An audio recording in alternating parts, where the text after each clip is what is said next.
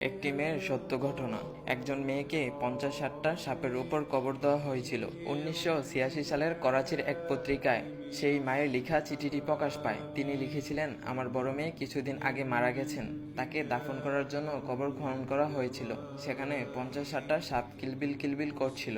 এই অবস্থায় দেখে 2-3 বার আবারও কবর খনন করা হয়, কিন্তু প্রতিবারই সাপ দেখা যাচ্ছিল। সকলের সাথে পরামর্শ করে ওই সাপের উপরই কবর দেওয়া হয়েছিল। মেয়েকে কবর দেওয়ার পর তার বাবা অর্থাৎ আমার স্বামী নিজের মাথার চুল ছিঁড়তে শুরু করেছিল আর বলতেছিল আমার মেয়ে নামাজ রোজা সবকিছুই করত, কিন্তু পর্দা করতো না। তাকে পর্দা করতে বলা হলে সে যা ইচ্ছা তা শুনিয়ে দিত। এক কথায় আমি ছিলাম ব্যর্থ বাবা, অথচ আজ সে ধনুকের মতো বেঁকে আছে। 1414 হিজরিতে শাবান মাসে আমার এক বন্ধু আমাকে জানালো এক এলাকার একটি ঘটনা। আমার আত্মীয় এক যুবতী মেয়ে মারা গেছে। মেয়েকে কবর দেওয়ার জন্য মেয়ের বাবা কবরে নেমেছিল। বাড়ি ফিরে এসে তার মনে পড়লো সে তার মানিব্যাগটা কবরে ফেলে এসেছে, যার মধ্যে ছিল অতি প্রয়োজনীয় কাগজ। তাই তাকে বাধ্য হয়ে ফিরে আসতে হয়।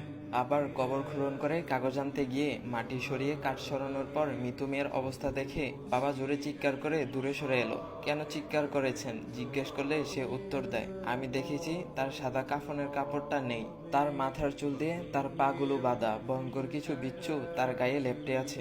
অতঃপর মেয়েটির ব্যাপারে খোঁজ নিলাম। জানা গেল না কোনো খারাপ দিক, শুধু তার মা বাবা বলেছিল তাদের সন্তান ফ্যাশন প্রিয় ছিল, সে কখনো পর্দা করেনি। ও হে বোন আমার, একবার নিজেকে প্রশ্ন করুন তো আপনি কিভাবে চলেন?